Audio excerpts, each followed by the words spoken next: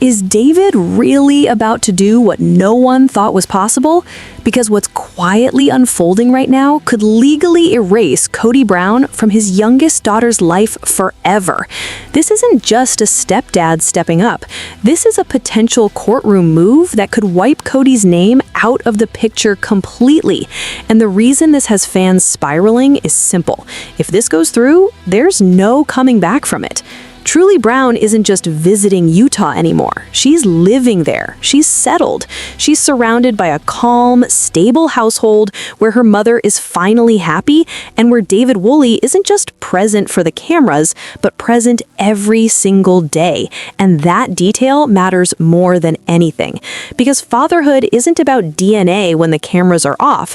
It's about who shows up when no one is watching. For years, we watched Kody complain about respect, obedience, loyalty. But respect isn't demanded, it's earned. While Kody stayed in Flagstaff, obsessing over control and rules, David was quietly doing the work. School runs, daily routines, showing up. And truly noticed. She's not a baby, she's a teenager who has watched everything. She's seen favoritism, she's felt absence, and now she has something to compare it to. Here's where things turn explosive.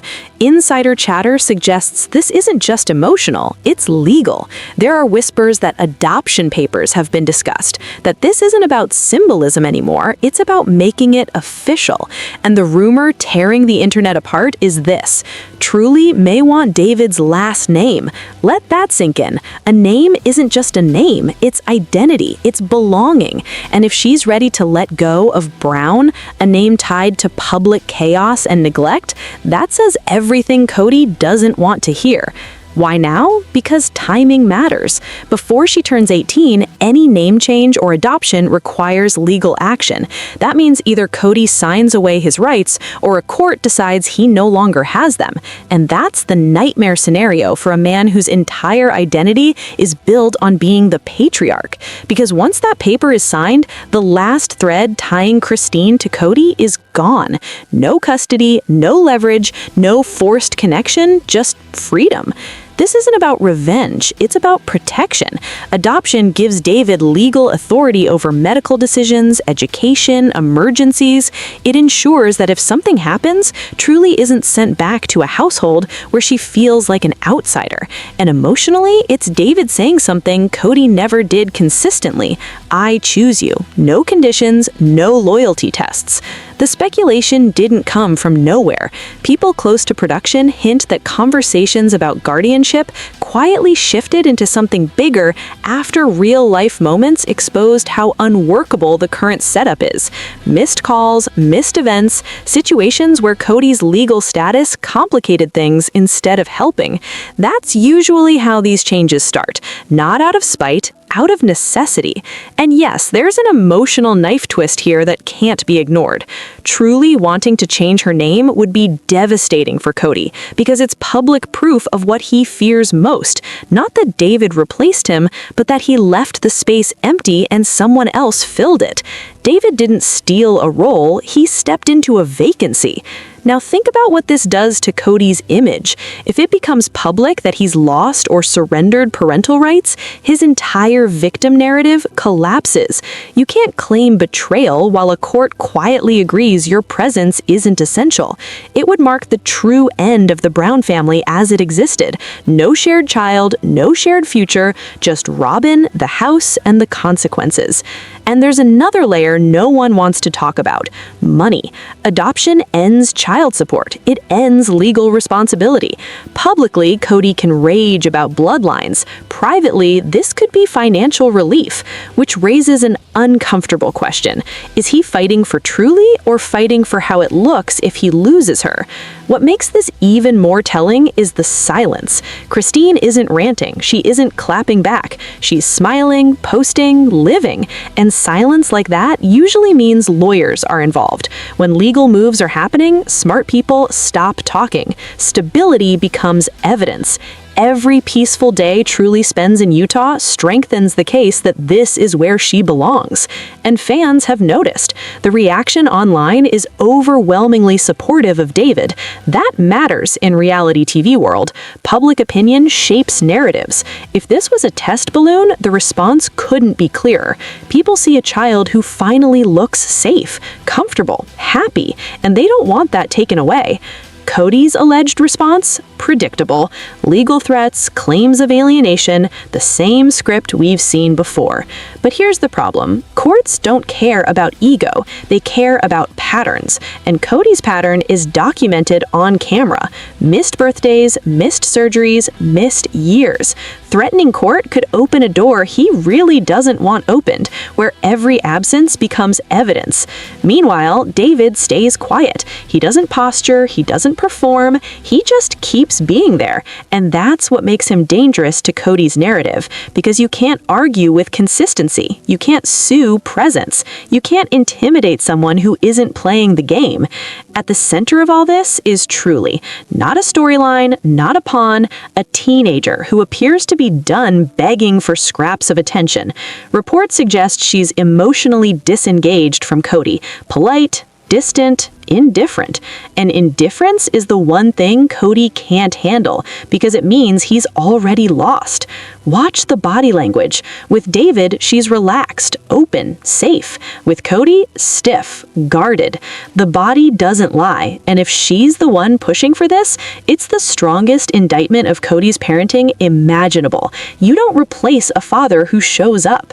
If adoption happens, it doesn't just change paperwork, it changes the future. It secures inheritance, stability, belonging. It cements the Woolley family as the new center of gravity, and it turns Kody into what he fears most, irrelevant.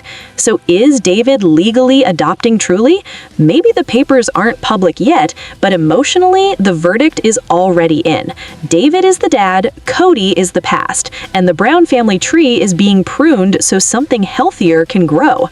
The real explosion hasn't even hit yet, because if this becomes official, the reaction from Flagstaff is expected to be ugly. Lawyers, accusations, meltdowns. And that's what we're breaking down next, because if David's move is the spark, Kody's response might be the firestorm that finally burns what's left of his image to the ground.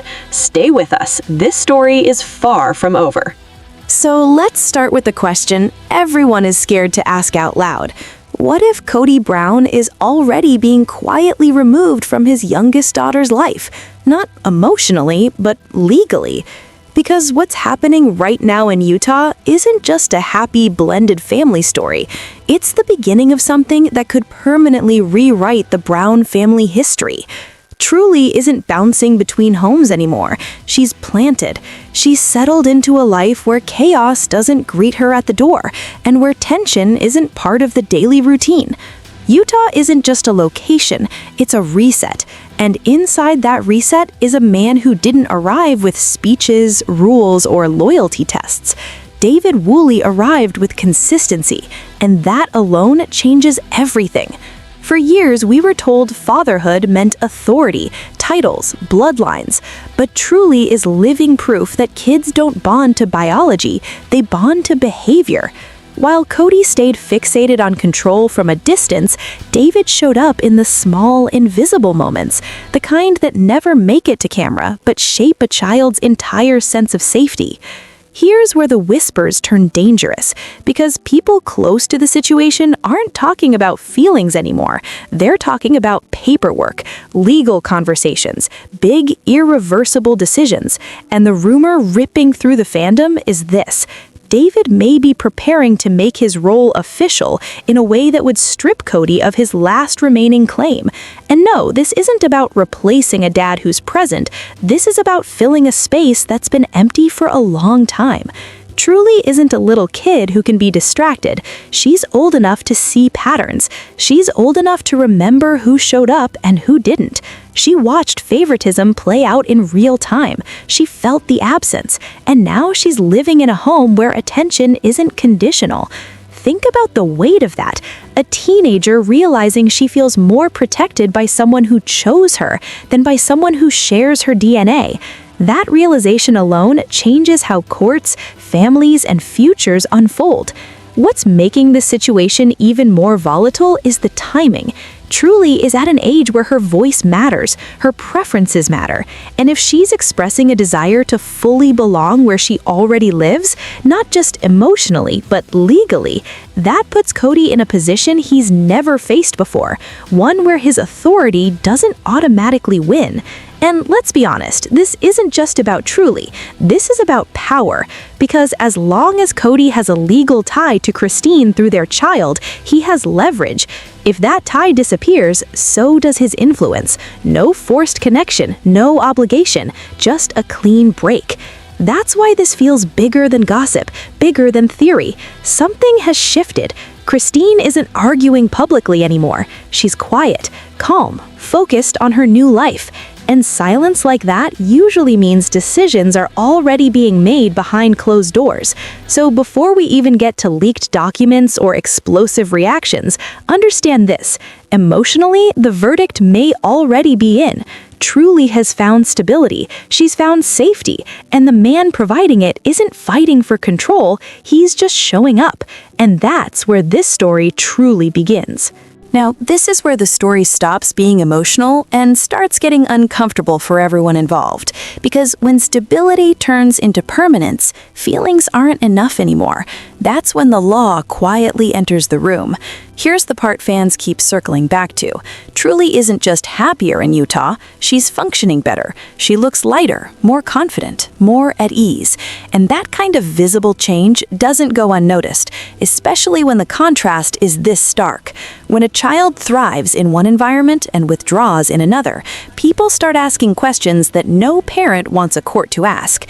This is why the adoption rumors carry weight, not because of drama, but because they make sense. If David is the one handling school issues, daily routines, appointments, and emergencies, then at some point someone has to ask why the man doing the work doesn't have the legal authority to protect the child.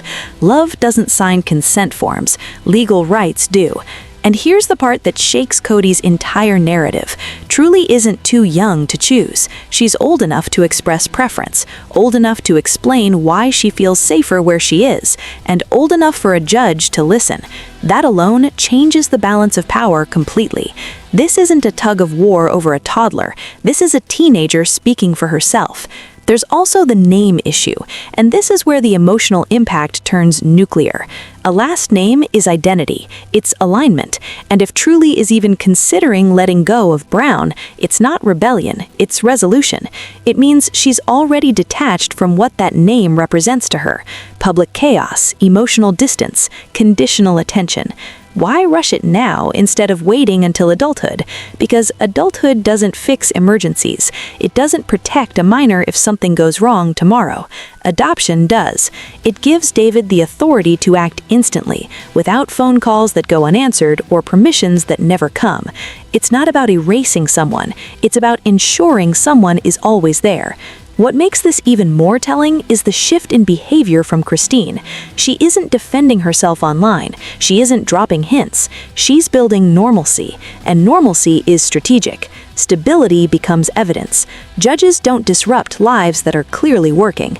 Every quiet school morning in Utah, every routine day without conflict, strengthens one simple argument. This child has already chosen where she belongs. And that's the part no one can spin away. Not with interviews, not with accusations. Because when a teenager stops reaching out, stops reacting, stops asking, that decision has already been made internally.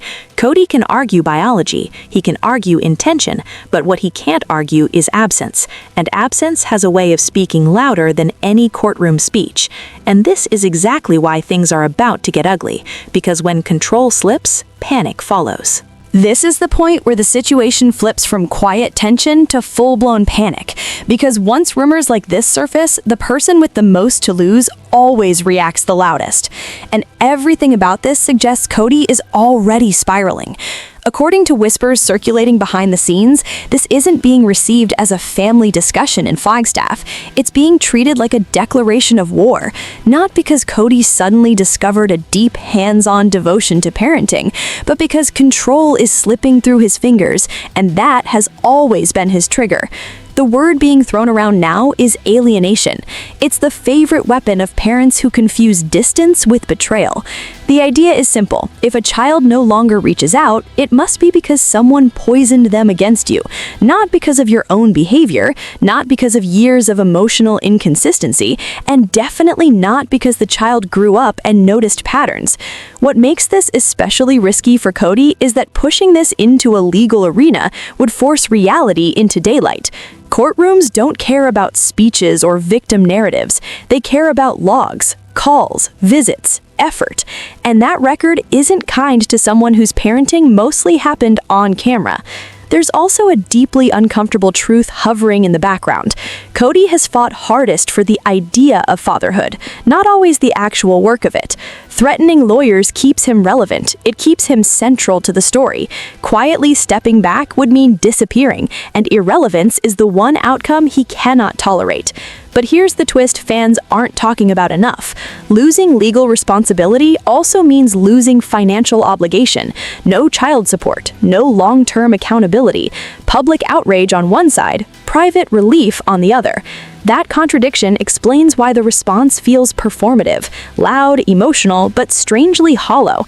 And then there's Robin, because she understands exactly what adoption papers mean. She lived through it. She knows how one signature can rewrite a family narrative forever, which makes this whole situation painfully ironic. The same legal move that once stabilized her children now threatens to dismantle the image she spent years protecting. Meanwhile, David doesn't say a word. No interviews, no jabs, no statements. And that silence is devastating because it leaves no target to attack. He isn't competing, he isn't posturing, he's just there. And in this story, that makes him untouchable. At the center of all of it is Truly, increasingly disengaged from the chaos, less reactive, less responsive. That emotional withdrawal isn't rebellion, it's closure. It's what happens when a child stops hoping someone will change and starts accepting who they are. That's what terrifies Kody the most, not losing a court case, losing relevance in his daughter's life entirely. Because once indifference sets in, there's no legal document on earth that can fix it. And this is why the next move matters more than anything, because the harder Kody pushes, the clearer the contrast becomes. One man demanding loyalty, another offering safety, and only one of those actually lasts.